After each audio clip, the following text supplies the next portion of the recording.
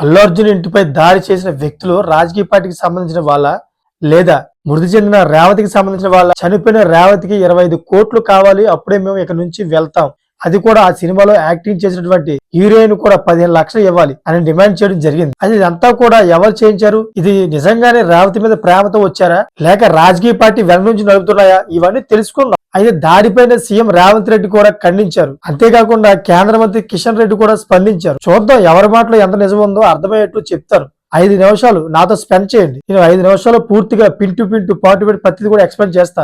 Late ఎందుకు, వెళ్ళిపోదామా? వెళ్ళిపోయే ముందు చిన్న పని చేయండి. కింద కనిపిస్తుంది కదా సబ్స్క్రైబ్ బటన్ నొక్కండి. ఇంక వెళ్ళిపోదాం. రేవంత్ రెడ్డి మాటల్లో కిషన్ రెడ్డి మాటల్లో అంతరాయం తెలుసుకుందాం. Let's go. అల్లు అర్జున్ ఇంటిపై ఓయూజేఏసీ నేతలు శ్రీనివాస్, మోహన్, నాగరాజు, నరేష్, ప్రేమ్ కుమార్, ప్రకాష్ దాడి చేశారు. బన్నీ ఇంట్లోకి అక్రమంగా ప్రవేశించి టమాటాలు, కోడిగుడ్లు విసిరారు. అదేవిధంగా పౌల కుండీలు ధ్వంసం చేసి నానా హంగామా చేశారు. అల్లు అర్జున్ కుటుంబం ఇచ్చిన సమాచారం మేరకు జూబ్లీహిల్స్ పోలీసులు ఘటనా స్థలానికి చేరుకున్నారు. అంతేకాకుండా వెంటనే ఆందోళన చేస్తున్న 6గురిని ఇంటి నుంచి బయటికి తీసుకొచ్చారు. అనంతరం వారిపై కేసులు నమోదు చేసి అరెస్ట్ చేశారు. కాగా నేడు వారిని మెజిస్ట్రేట్ ముందు హాజరుపరచగా వారికి 14 రోజులు రిమాండ్ విధించారు.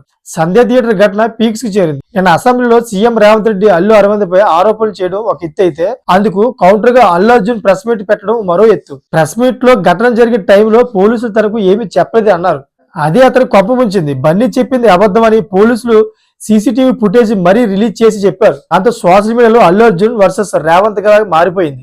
ఈ క్రమంలో సోషల్ మీడియాలో stop cheap politics on Allu Arjun అనే హ్యాష్ ట్యాగ్స్ తో ట్రెండ్ అవుతోంది. అల్లు అర్జున్ ను సపోర్ట్ చేస్తూ నెటిజన్స్ పోస్టులు పెడుతున్నారు. వీరిలో కొందరు అల్లు అర్జున్ అభిమానులు కాగా, ఈ రోజు బన్నీ ఇంటిపై దాడి చేసిన వాళ్ళు రేవంత్ రెడ్డి అనుచరులు చెబుతూ గతంలో రేవంత్ రెడ్డితో వాళ్ళు దిగిన ఫోటోలను జత చేసి మరీ ఇవే ప్రూఫ్స్ అని పోస్టులు చేస్తున్నారు.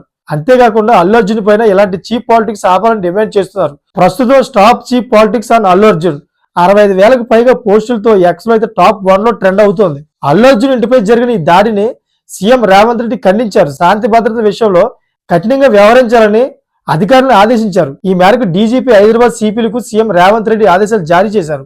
ఈ విషయంలో ఎలాంటి అలసత్వాన్ని సహించేది లేదన్నారు సీఎం రేవంత్ రెడ్డి.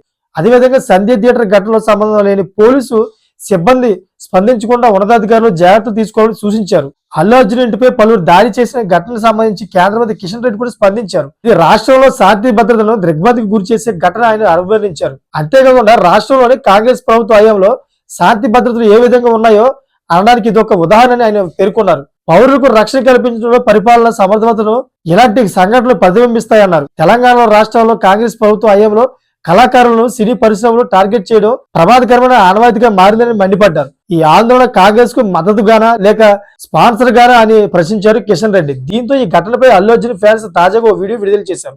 రేవతి చనిపోయిన విషయం ఉదయం 3 గంటలకు తనకు పోలీసులు చెప్పారని ఆమె భర్త గతంలో ఛానల్లో మాట్లాడాడు. అయితే ఆ వీడియో ఇప్పుడు బన్నీ ఫ్యాన్స్ వైరల్ చేస్తున్నారు. అల్లు అర్జున్ రాత్రి 12 గంటలకి థియేటర్ నుంచి వెళ్లిపోయారని బన్నీ ఫ్యాన్స్ చెబుతున్నారు. 3 గంటల వరకు బాధిత మహిళ భర్తకి ఆమె చనిపోయిన విషయం తెలియదని, ఈ క్రమంలో 12 గంటలకు థియేటర్ నుంచి వెళ్లిపోయిన తమ హీరోకి ఎలా తెలుస్తుందని వాదిస్తున్నారు.